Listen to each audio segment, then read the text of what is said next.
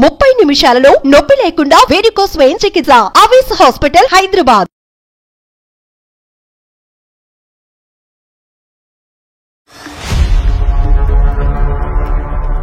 నమస్తే సార్.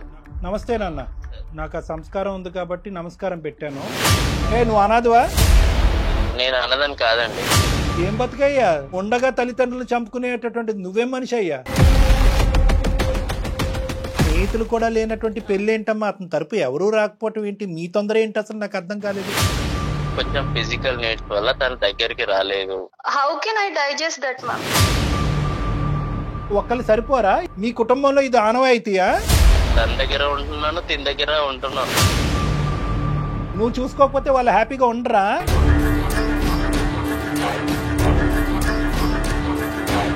అది నేను ఏదో ఫన్ గా క్యాజువల్ గా చేసిన దానికి ఫన్ క్యాజువల్ తగలయ్యా. నీకు బుర్రందా? లేదంటే ఏమైనా కరెంట్ షాక్ పెట్టాలి నీకు? సమాధానం చెప్పి నీ గురించి జాలి పడి చేస్తే కనుక నీకు ఫన్ కావాలా? ఏదో ఒక్కసారి జాలి పడి ఆర్ఫన్ అని నా లైఫ్ లో నీకు ప్లేస్ ఇచ్చాను. పిచ్చా, నాకు పిచ్చా అంటున్నావేంటే? ఏమంటున్నావు? నువ్వు మర్యాద ఇచ్చి మాట్లాడాలి. ఓకే, ఇక్కడ నువ్వు లూప్ లైన్ లో ఉన్నావు.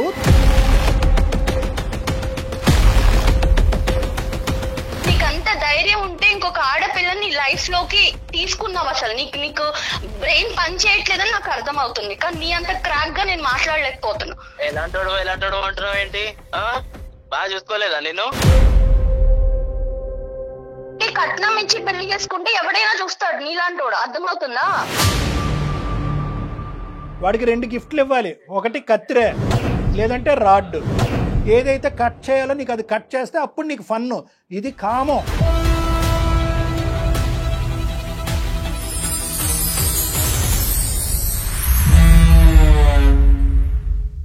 సికింద్రాబాద్ లోని doctor Narayana college of hotel management లో 100% job guarantee. 966365 doctor Narayana college of hotel management వారు సమర్పించు అందమైన జీవితం కార్యక్రమానికి స్వాగతం. నమస్తే కళ్యాణ్. నమస్తే జయ గారు. కావేరి అనే అమ్మాయి మనకు మెయిల్ చేస్తుందండి. వైఫ్ అండ్ హస్బెండ్ మధ్య ఇష్యూ. నాకు తీవ్రమైన అన్యాయం చేశాడు భర్త. ఇలాంటి అవమానం కానీ ఇలాంటి అన్యాయం కానీ నేను పుట్టిన తర్వాత ఇంతవరకు నేను పడలా. చిన్న చిన్న మనస్పర్ధలు భార్యాభర్తల మధ్య రావడం సహజం. సాధారణంగా గొడవలు కూడా మనం డీల్ చేసేవి, మనం మాట్లాడేవి ఎక్కువ కూడా వాటిలోనే ఉంటాయి. కానీ చాలా కొత్తగా కనివిని ఎరుగని రీతిలో అనిపించింది కళ్యాణ్ గారు. సో అందుకని నెక్స్ట్ కాల్ కింద అమ్మాయిని తీసుకున్నాను నేను. ఒకసారి కాల్ చేయండి మేడం, తప్పకుండా.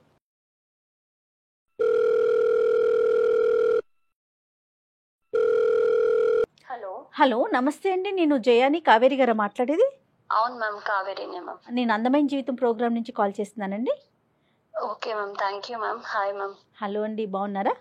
బాగున్నాను మ్యామ్. ఓకే, డాక్టర్ కళ్యాణ్ చక్రవర్తి గారు ఉన్నారు. నమస్తే సార్. నమస్తే సార్. నమస్తే ఒకసారి కావేరి. మాట్లాడండి.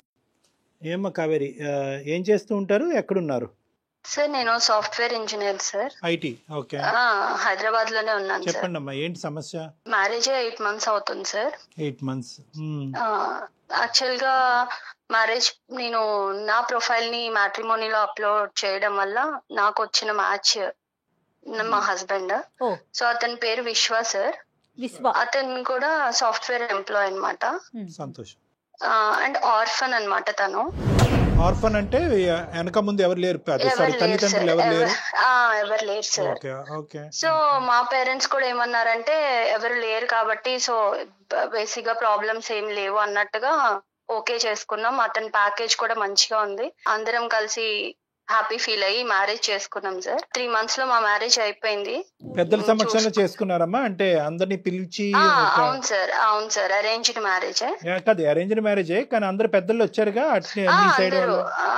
మన సైడ్ వాళ్ళు అందరూ వచ్చారు. తనకి ఎవరు లేరు కాబట్టి తను ఒక్కడే వచ్చారు సార్. ఫ్రెండ్స్ కూడా ఎవరు రాలేదు. ఫ్రెండ్స్ కూడా రాలేదా? ఎవరు రాలే మ్యామ్. సో ఇంకా 8 months అవుతుంది సార్. బానే ఉన్నాము. బట్ రీసెంట్ గా నాకు 1 week బ్యాక్ మా ఫ్రెండ్ కాల్ చేసింది సార్. తనకు మంచి కంపెనీలో జాబ్ వచ్చింది. సో ఇంకా వేకెన్సీస్ ఉన్నాయి, నువ్వేమైనా ట్రై చేస్తావా, ప్యాకేజ్ బెటర్ ఉంది అని చేసింది. సో ఏంటి కంపెనీ అని అడిగేటప్పటికి అది మా హస్బెండ్ వర్క్ చేస్తున్న కంపెనీ అని తెలిసింది నాకు. ఓకే. సో ఇలా ఓకే మా హస్బెండ్ కూడా అక్కడే వర్క్ చేస్తున్నారు కదా అంటే డీటెయిల్స్ అన్ని చెప్పిన తర్వాత అవునా ఓకే అంది. సో ప్రాజెక్ట్ వర్క్ మీద ఆయన ఎవ్రీ మంత్ చెన్నై వెళ్తూ ఉంటారు సార్. అదే విషయం తనతో షేర్ చేశాను అనమాట. ఇలా ఎవ్రీ మంత్ తను ప్రాజెక్ట్ పని మీద చెన్నై వెళ్తూ ఉంటారు, మీకు ప్రాజెక్ట్స్ ఎక్కువ అనుకుంటా కదా అని ఇట్లా డిస్కషన్ అయితే అట్లాంటి ప్రాజెక్ట్స్ ఏం లేవు, ఇక్కడ అంతా వర్క్ ఫ్రమ్ హోమే చేస్తున్నారు అందరూ, అండ్ వాళ్ళ స్ట్రీమ్ అయితే ఎక్స్ట్రీమ్లీ వర్క్ ఫ్రమ్ హోమ్ చేస్తున్నారు, సో ఎక్కడికి వెళ్ళే అవకాశమే లేదు అని చెప్పింది. తను చెప్పింది ఎంతవరకు కరెక్ట్ అంటారు? తను చెప్పింది కరెక్టా కాదా నేను వెంటనే డిక్లేర్ చేసుకోలేదు మ్యామ్, విన్నాను అంతే. తనకి కూడా ఇవన్నీ నేను ఎక్స్ప్లోర్ చేయలేదు. సో తర్వాత నేను through friends through background work చేసుకున్నాను అనమాట, అది నిజమా కాదా, ఎందుకంటే అతన్ని మనం డైరెక్ట్ బ్లేమ్ చేయలేం కదా మ్యామ్. సో ఫ్రెండ్స్ త్రూ కనుక్కుంటే అట్లాంటి నిజంగానే ఏం లేదని చెప్పారు. సో అసలు ఏం జరుగుతుంది, ఎందుకు వెళ్తున్నాడు చెన్నై అసలు కనుక్కుందాం అని చెప్పేసి నేను ఫ్రెండ్స్ త్రూ తన లొకేషన్ ఎక్కడున్నాడు ఏంటి అని కొంచెం వాళ్ళని రిక్వెస్ట్ చేసి తెలుసుకొని తన్ని వెళ్ళాను మ్యామ్ ఆ ప్లేస్ కి. ఓకే అండి, ఓకే. అక్కడికి వెళ్ళి చూసేటప్పటికి ma'am really I was shocked. నేను అసలు నా లైఫ్ లో ఇట్లా జరుగుతుంది అని నేను ఎక్స్పెక్ట్ కూడా చేయలేదు మ్యామ్. అక్కడ అతనికి ఆల్రెడీ మ్యారేజ్ అయిపోయింది. మ్యారేజ్ అయిపోయిందా? 1 year చిన్న బాబు కూడా ఉన్నాడు మ్యామ్. ఆ అమ్మాయితో ఎంతకాలం అయిందంటమ్మా పెళ్లి అయ్యి? ఫస్ట్ ఆమెతో 2 years అయిందంట సార్. 1 year బాబు ఉన్నాడు. ఆ అమ్మాయి ఎలా రియాక్ట్ అయింది నిన్ను అక్కడ చూసి? ఆ అమ్మాయి ఎదుర్కొంటానే నువ్వు వెళ్ళావా, లేదంటే ఆ అమ్మాయి లేకుండా ఇతను అడిగావా? తను కూడా ఇప్పుడు నా సిచ్యుయేషన్ తనది కూడా తనకి తెలియదు, ఎక్స్పెక్ట్ చేసి ఉండకపోవచ్చు, అసలు ఏం జరుగుతుందో తనకు అర్థమై ఉండకపోవచ్చు. ఐ మీన్ నేను గట్టిగా అరవడం తిట్టడం, ఒక చెంప దెబ్బ అయితే వేసాను కోపం వచ్చి. ఒక దెబ్బ కానీ మీరెవరు, మీకు ఏం రైట్ ఉంది, ఎందుకు కొడుతున్నారు మా హస్బెండ్ అని అడిగింది. సో జరిగిందంతా చెప్పిన తర్వాత షీ వాజ్ ఇన్ షాక్.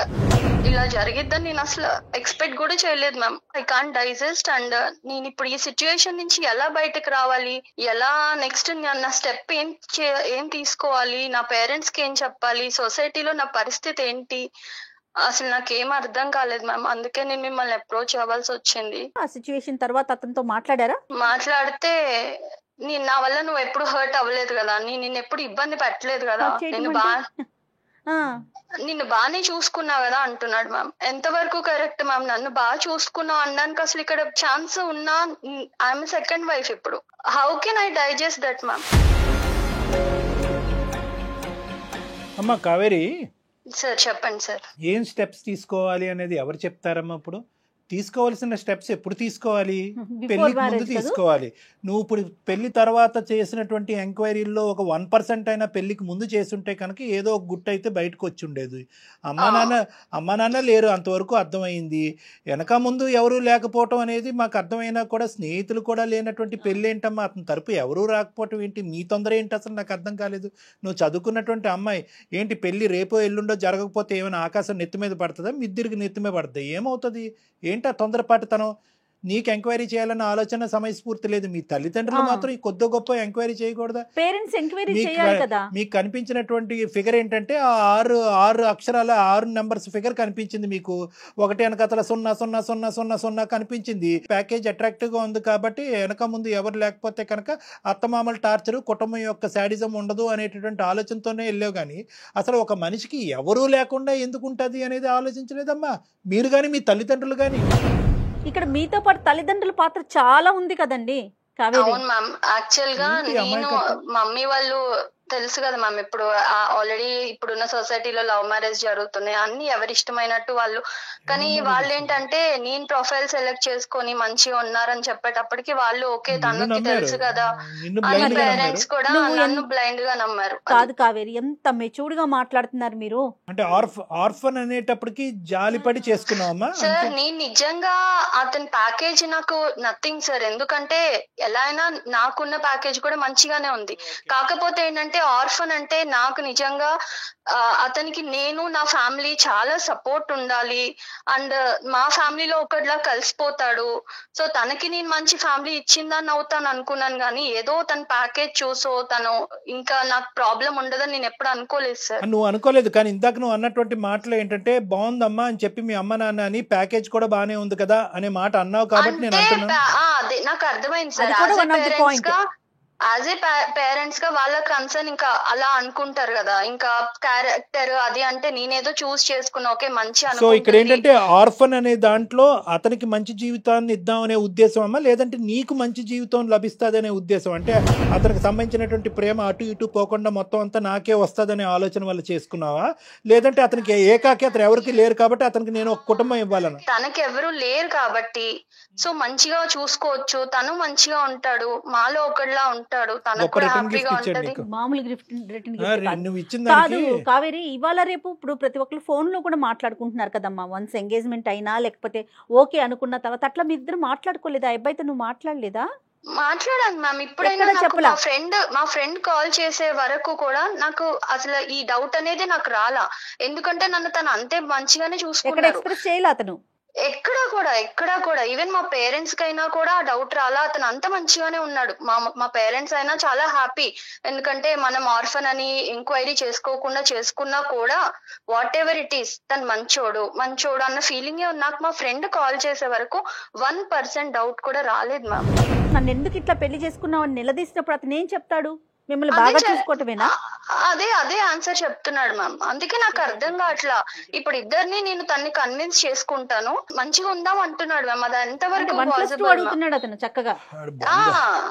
చేస్తాడు, ఎవరిని చేస్తాడు? వాడు ఏమన్నా పెద్ద ఇది అనుకుంటున్నాడా, పోటుగాడా? అసలు సెకండ్ వైఫ్ అనే పదం కూడా లేదమ్మా అసలు వాస్తవానికి. ఏంటంటే ఎందుకంటే సెకండ్ అనేది ఉంటది కానీ ఆ ఫిల్ ఇన్ ద బ్యాంక్ లో ఎవరికి ఏది కావాలంటే అది నింపేసుకోవచ్చు. నీ దురదృష్టం ఏంటంటే సెకండ్ ఆ బంధం ఏంటో తెలియదు. ఇప్పుడు ఆ పరిస్థితిలో నువ్వు ఉన్నావు. సో కాబట్టి ఆ వైఫ్ అనే పదం కూడా కాదు అతను చేసినటువంటిది. ఎందుకు చూసే ప్రేక్షకులకి చాలా మందికి అర్థమై ఉంటుంది. ఇక్కడ నాకంటే లాయర్ గారు ఉంటే బాగుంటుంది. వాస్తవానికి అది చట్టరీత్యా నేరం. అతను చేసినటువంటి పని చట్టరీత్యా నేరం. లీగల్ గా కూడా నేను ఎక్కడ క్వశ్చన్ చేయడానికి కూడా నాకు అవకాశం లేదు. ఇప్పుడు మీరన్నట్టే రేపు లాయర్ కూడా అనొచ్చు, అమ్మా ఎంక్వైరీ చేయకుండా నువ్వు ఎందుకు ఈ స్టెప్ తీసుకున్నావు, ఎందుకు యాక్సెప్ట్ చేశారని. పెళ్లి చేసుకున్నారు, అంతమంది సమక్షంలో పెళ్లి చేసుకున్నారు. యూ హావ్ బీన్ చీటెడ్ అమ్మా. So that is very clear cut. నువ్వు చీట్ చేయబడ్డావు. Second marriage is called as bigamy. అది కూడా లీగల్ గా నేను ఆ పెద్ద పదాలు నేను వాడిను కానీ అది కూడా చట్టరీత్యా నేరం. చీటింగ్, రెండో పెళ్లి చేసుకోవటం, రెండు చట్టరీత్యా నేరమే. కానీ ఇక్కడ ఏంటంటే నువ్వేమనుకుంటున్నావు ఇటువంటి పొజిషన్లో? అతను మంచిగా చూసుకున్నందుకు ఏమీ లేనట్టుగా వదిలేయాలని అనుకుంటున్నావా? ఎందుకు ఇలా చేశాడు అనే ప్రశ్నకి సమాధానం వెతుకుతున్నావు. అడగాలి, ఎందుకంటే ఇవాళ నాకు జరిగింది, రేపు ఇంకొక అమ్మాయికి జరగచ్చు కదా. ఆర్ఫన్ అనే ట్యాగ్ తో ఎంతమందిని మోసం చేశాడో మనకి. మీరేం ఎక్స్పెక్ట్ చేస్తున్నారండి మాకు మెయిల్ చేయడానికి అందమైన జీవితానికి? నాకు అతనితో ఉండాలని కాదు మ్యామ్, కానీ అతనికి రియలైజేషన్ రావాలి. అండ్ ఇంకొకసారి ఇంకొక అమ్మాయి లైఫ్ తో గానీ, ఇప్పుడున్న అమ్మాయి వాళ్ళ ఫస్ట్ వైఫ్ అది తను మ్యారేజ్ చేసుకున్న అమ్మాయి, తనకి మళ్ళీ ఇలాంటి ప్రాబ్లం రావద్దు సార్. సో మీరు డిసైడ్ అయిపోయారు అతని నుంచి దూరంగా ఉండటానికి? ఉండాలని అనుకుంటున్నాను మ్యామ్. సో ఒకటే కదమ్మా, ఒకటే డోర్ ఓపెన్ చేస్తావు. ఏంటంటే నా స్థానం 10లో చేయండి, నాకు నా భర్త కావాలి అనేటువంటిది లేదు.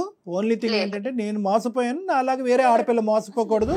నేను వెచ్చలపెట్టి తన అందమైన జీవితం ద్వారా కట్ చేయండి అని రిక్వెస్ట్ చేయాలి. అండ్ ఇలాంటి నాలాగా ఆర్ఫన్ కదా మంచి చేద్దామని తలకి తగిలించుకునే వాళ్ళు చాలా మంది ఉండుండొచ్చు.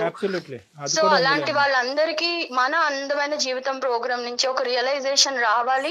ఏ స్టెప్ తీసుకున్నా వాళ్ళు ఇలాంటి లైఫ్ లో గుర్తు పెట్టుకోవాలి సార్. అదొకటే నాకు మీరు చేసే ఫేవర్. నీ రీజన్ చాలా హ్యాపీగా ఉందమ్మా. ఎందుకంటే జనరల్ గా ఈ రీజన్ రాదు. సార్ నేను మోసపోయాను, నేను అన్యాయం అయిపోయాను, నా జీవితం ఎలా అయిపోయింది, ఏదో విధంగా ఏదో విధంగా కట్టే కొట్టే తెచ్చి మా భర్తను నాకు అప్పచెప్పండి, అవతల ఆడదు ఎలా పోయినా పర్లేదు అనే భాష మేము ఎక్కువ వింటా ఉంటాం. కానీ ఈ రోజు నువ్వేంటంటే సమాజం గురించి ఆలోచిస్తూ, దేశం గురించి ఆలోచిస్తూ ముందుకు వచ్చావు కదమ్మా.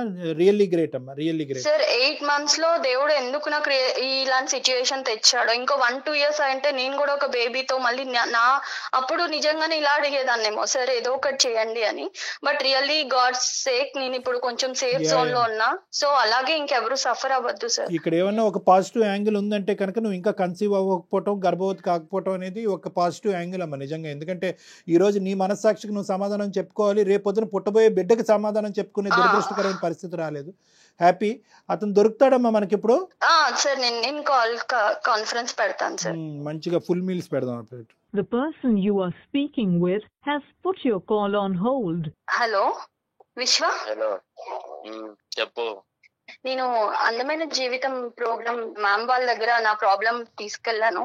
నువ్వు ఇప్పుడు అక్కడికి ఎందుకు వెళ్ళావు? మరి ఎక్కడికి వెళ్ళాలి? నువ్వు చేసిన గొప్ప పనికి నేను ఎక్కడికి వెళ్ళాలో చెప్తే పోనీ అక్కడికే వెళ్తా. ఏదన్నా ఉంటే ఇంట్లో చూసుకోవాలి కానీ బయట రోడ్డు మీదకి ఎందుకు ఎక్కావు? అంటే నా ఇజ్జత్ తీసేస్తావా రోడ్డు మీదకి వెళ్ళి? ఇజ్జత్ ఉందని నువ్వు అనుకుంటే నీ ఇష్టం, లేదు సార్ తో మాట్లాడితే సార్ ఎంత ఇజ్జత్ ఉందో చెప్తారు నీకు. ఏదన్నా ఉంటే నువ్వు నాతో మాట్లాడాలి, ఇంట్లో చూసుకోవాలి తప్ప నువ్వు రోడ్డు మీదకి ఎక్కేసి ఛానల్స్ లో కూర్చుంటాను అందమైన జీవితం అది ఏంటి నువ్వు? విశ్వ నమస్తే నాన్న. నమస్తే సార్. నాకు ఆ సంస్కారం ఉంది కాబట్టి నమస్కారం పెట్టాను. నువ్వేంటంటే ఇంకా మా అందమైన జీవితం దగ్గర నుంచి ఫోన్ కాల్ వస్తేనే ఎందుకు బజార్కి ఇచ్చావని అంటున్నావు. సంతోషం, పోలీస్ స్టేషన్ నుంచి ఫోన్ రాలే. పోలీస్ స్టేషన్ నుంచి నీకు ఫోన్ రావాలా అక్కర్లేదా? అసలు పోలీస్ స్టేషన్ కి వెళ్ళాల్సిన ఊరికి నేను అడుగుతున్నా. ఇటువంటి పరిస్థితుల్లో బాగా చదువుకున్నావు కదా, ఎన్నో డిగ్రీలు, ఎంతో పెద్ద కంపెనీలో పనిచేస్తున్నావు కదా, ఇటువంటి పరిస్థితుల్లో పోలీస్ స్టేషన్ నుంచి ఫోన్ రావడానికి అవకాశం ఉందా లేదా అని అడుగుతున్నాను నేను. ఇప్పుడు పోలీస్ స్టేషన్ లో కేసు పెట్టేసి పెట్టలే తప్పు నేనేం చేశాను?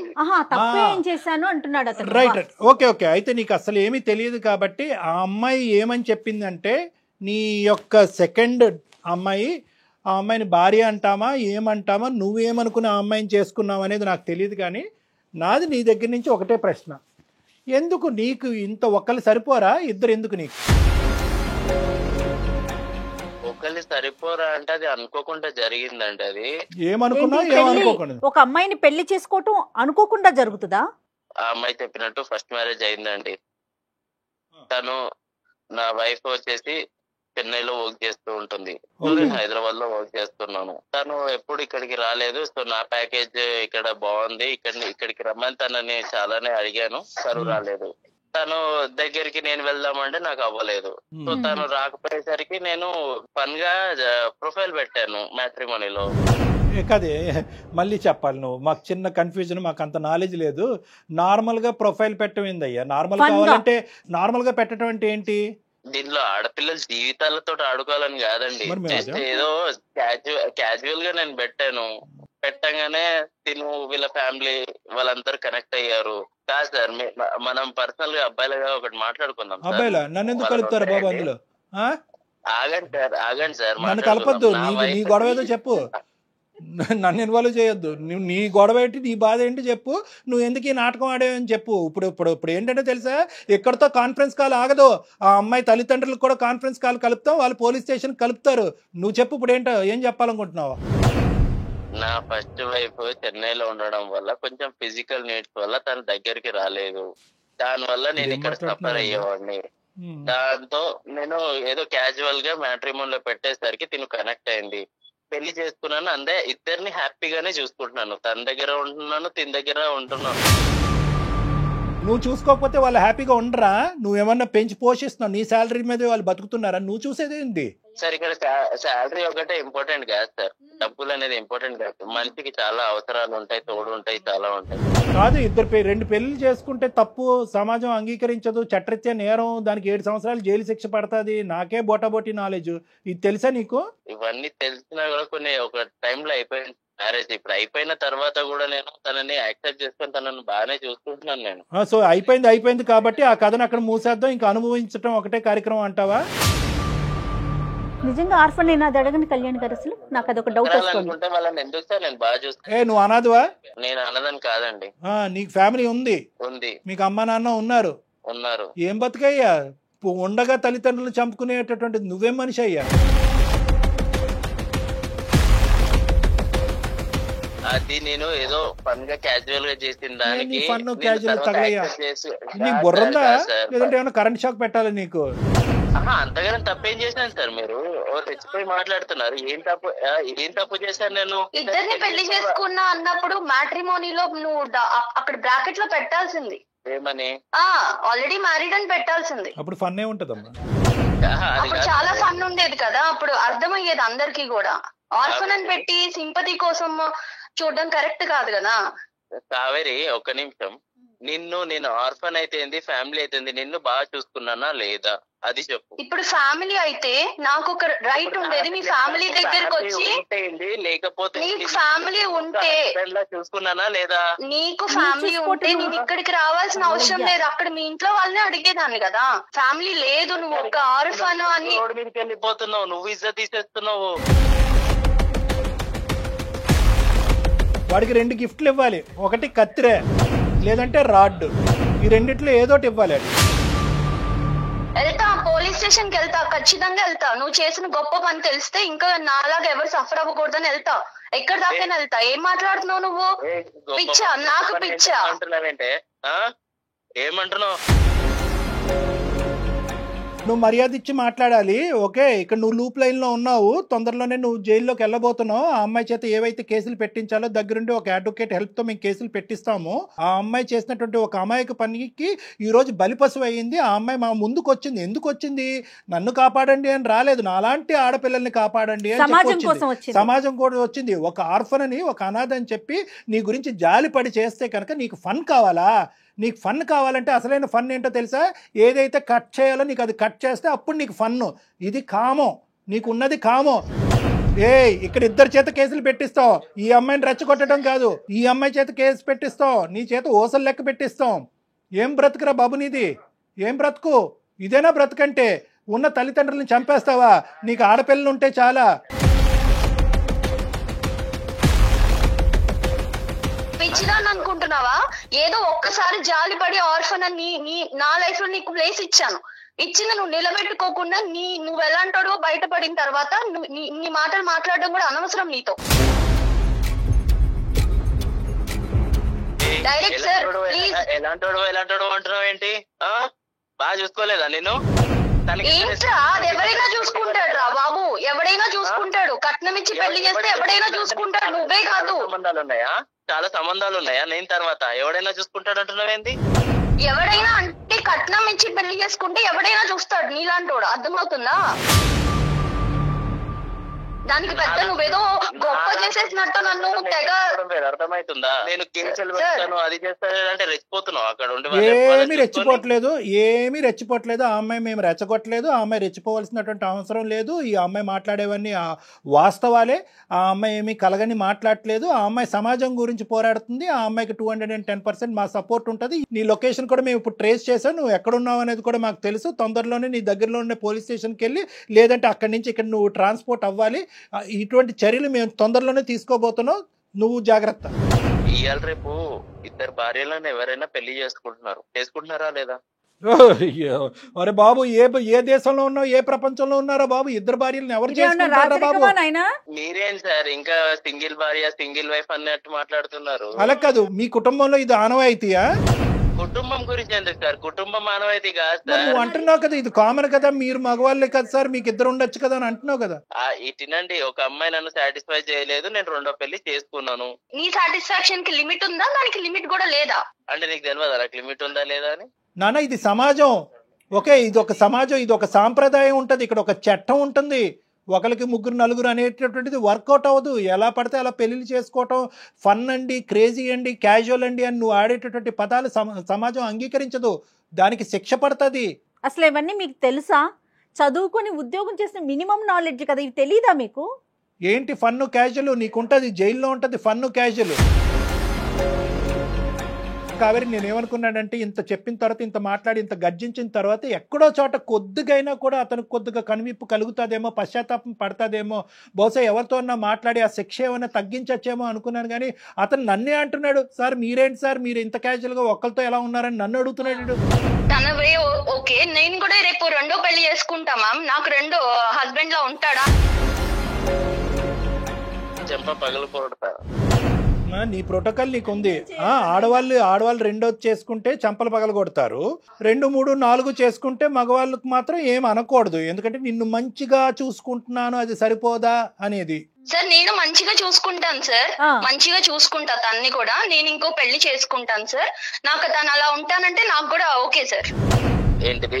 ఏం మాట్లాడుతున్నావమ్మా? నువ్వు వేరే పెళ్లి చేసుకుంటావా? సెకండ్ గా నేను ఉండాలా? అసలు నీ ప్రాబ్లం ఏంటి చెప్పు. ఫైనల్ గా నీ ప్రాబ్లం రామాయణంతో చెప్పిన తర్వాత రాముడు సీతకి ఏమవుద్దని అడిగినట్టుంది. ఏమయ్యా నీకు? అవును కావేరి, నేను ఏ రోజన్నా నిన్నేమన్నా అన్నానా? నువ్వు అన్నావా, ప్రేమగా చూసావా, ఇవన్నీ సెకండ్. నేను కూడా నిన్ను అంతే ప్రేమగా చూసుకుంటా, అంతకన్నా డబుల్ ప్రేమగా చూసుకుంటా. నేను కూడా ఇంకో పెళ్లి చేసుకుంటా. ఎలా నువ్వు అసలు నీకు అంత ధైర్యం ఉంటే ఇంకొక ఆడపిల్లని లైఫ్ లోకి తీసుకున్నావు? అసలు నీకు బ్రెయిన్ పని చేయట్లేదని నాకు అర్థమవుతుంది, కానీ నీ అంత క్రాక్ గా నేను మాట్లాడలేకపోతున్నా. అర్థమవుతుందా? అసలు నీకు పెళ్ళే నిన్ను నమ్ముకుని ఒక అమ్మాయి అక్కడ ఉంది విత్ కిడ్. నా ఫస్ట్ వైఫ్ దగ్గర నాకు ఎలాంటి హ్యాపీనెస్ లేకుండా, ఇప్పుడు నాకు నీ దగ్గర నుంచి హ్యాపీనెస్ లేదు, మరి నాకు హ్యాపీనెస్ లేదు.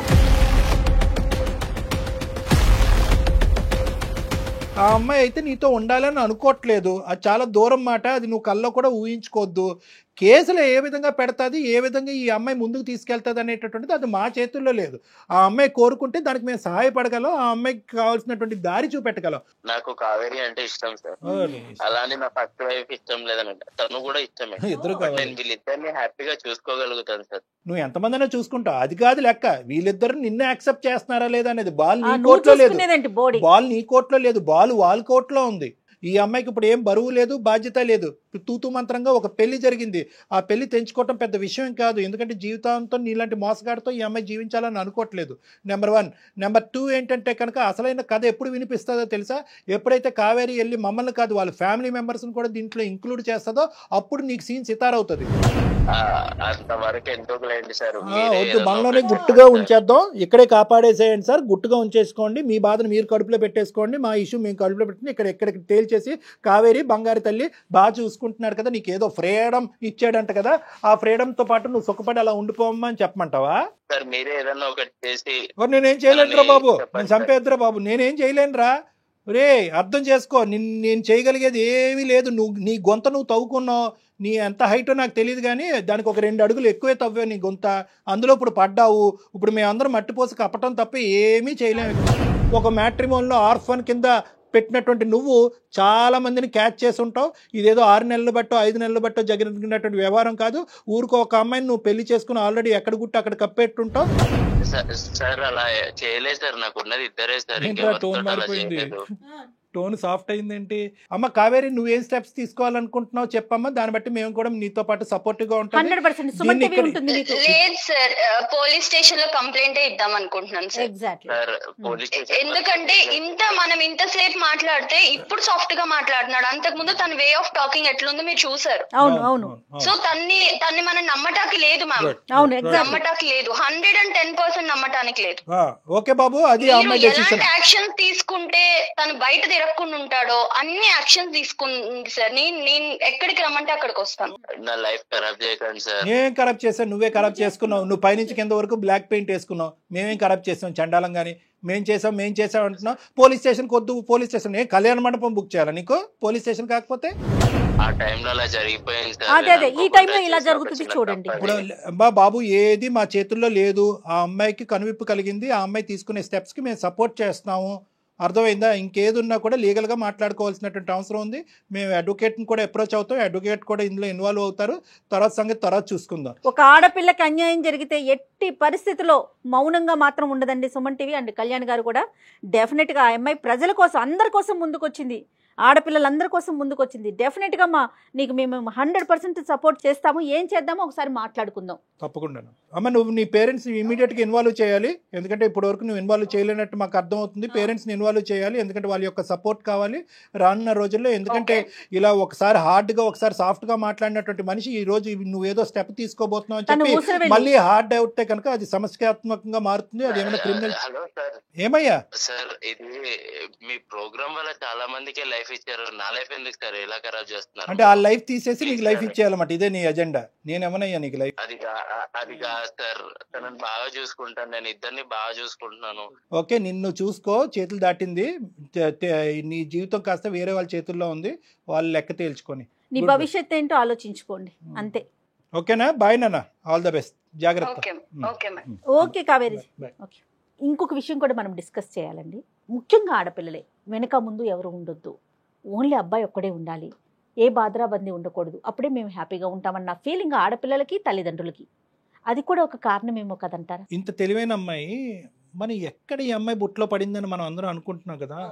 అన్నిటికంటే విచిత్రమైన ఆశ్చర్యం ఏంటంటే కనుక గుడ్డిగా నమ్మేటటువంటి తల్లిదండ్రులు. కరెక్టే, చదువు విషయంలో నమ్మారు, కాలేజ్ విషయంలో నమ్మారు, కెరియర్ విషయంలో నమ్మారు, క్యారెక్టర్ విషయంలో నమ్మారు. ఒక సమాజంలోకి వెళ్తుంటే కనుక ఒక పెళ్ళి అనేటటువంటిది జీవితంలోనే అతి పెద్ద అంశం.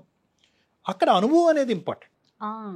అంతే కదండి, అనుభవం అనేది ఇంపార్టెంట్. ఆ తల్లిదండ్రులకు ఉన్నటువంటి అనుభవాన్ని నమ్మాలి, కానీ ఈ అమ్మాయి యొక్క ఆలోచనని కొద్దిగా సెకండరీగా తీసుకుని ఉంటే బాగుండేది. ఇప్పుడు ఈ పిల్ల చిన్న పిల్ల కదా, మనకు అనుభవం ఉంది కదా అని ఒక ఆలోచన ఉన్నట్లయితే కొంతైనా ఎంక్వైరీ జరిగేదేమో కదండి. అంతేనమ్మా. ఇప్పుడు ఏంటంటే ఈ అమ్మాయి పాపం ఏంటంటే నాకేదో సింగిల్గా ఉంటే కనుక మొత్తం ప్రేమ నాకే వస్తుంది, అటు ఇటు టార్చర్ ఉండదు అనే యాంగిల్లో ఈ అమ్మాయి వెళ్ళలేదు. ఈ అమ్మాయి కేవలం ఏంటంటే ఆర్ఫన్ అనేటటువంటి జాలితో జీవితం లేని, కుటుంబం లేనటువంటి ఒక మంచి అబ్బాయికి ఒక కుటుంబాన్ని ఇద్దామనే ఉద్దేశంతో వెళ్ళింది. కానీ మీరు అనేటటువంటి మాత్రం ప్రేక్షకుల్లో చాలా మంది, ప్రత్యేకంగా ఆడపిల్లలు కుటుంబాలు చాలా గుర్తుపెట్టుకోవాలి. ఆడపడుచులు ఎందరో వస్తారు, అన్నదమ్ములు ఎంతమంది ఉన్నాయి, ఆస్తులు ఏ విధంగా పంపకాలు జరుగుతాయి, 10 మంది ఉంటే కనుక 10 భాగాలు అవుతాయి, 10 దిక్కులు నరకం వస్తుంది, నేను నా భర్తే ఉండాలి అనుకునేటటువంటి ఆడపిల్లలకి బహుశా ఇది ఏంటంటే ఇది ఒక గుణపాఠం. ఎందుకంటే కనుక ఒంటరిగా వచ్చేటటువంటి వాడు ఆ ఒంటరితనంతో పాటు ఏమేమి తీసుకొస్తాడు అనేటటువంటిది గుర్తుపెట్టుకోవాలి. ఎందుకంటే అతను ఎంత కుటుంబం లేదు అంటే కనుక ఆ కుటుంబం లేకపోవటం అనేది ఎంత వాస్తవమో, మీకు సపోర్ట్ లేదు అనేది కూడా, సమస్యలు వస్తే కనుక మీకు సపోర్ట్ లేదు అనేది కూడా అంతే గుర్తుపెట్టుకోవాలి. కాబట్టి ఎప్పుడైతే కనుక ఒక పెద్ద కుటుంబంతో పాటు పెద్ద సంతోషం వస్తుందనే ఆలోచనతో ఉండాలి. కాబట్టి ఎవరూ లేకుండా ఉండాలి, ఏకాకి అయ్యి ఉండాలి, వెనక ముందు ఉండకూడదు అనే ఆలోచనతో బహుశా ఈ అమ్మాయిలాగా మీరందరూ కూడా బుట్టలో కాలేయొద్దు.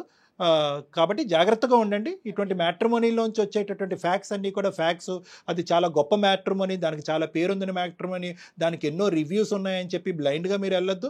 ఎంత మ్యాట్రిమోనీలో వచ్చినా కూడా మీరు చేయవలసినటువంటి ఎంక్వైరీస్ మీరు చేసుకోవాలి. ఆ ఎంక్వైరీస్ ద్వారా 100% ఫ్యాక్ట్స్ రాకపోవచ్చేమో, కానీ కొద్దో గొప్ప తెలిస్తే కనుక దాన్ని బట్టి మీరు లీడ్స్ తీసుకుని ఆ 1% డౌట్ ఉన్నా కూడా విత్డ్రా అవడానికి అవకాశం ఉంటుంది. రైట్ అండి. నమస్తే కళ్యాణ్. సికింద్రాబాద్ లోని doctor Narayana college of hotel management లో 100% జాబ్ గ్యారంటీ. 966365365365. సుమన్ టీవీలో మీ పర్సనల్ అండ్ బిజినెస్ ప్రమోషన్స్ కోసం కింది నెంబర్ కి కాంటాక్ట్ చేయండి.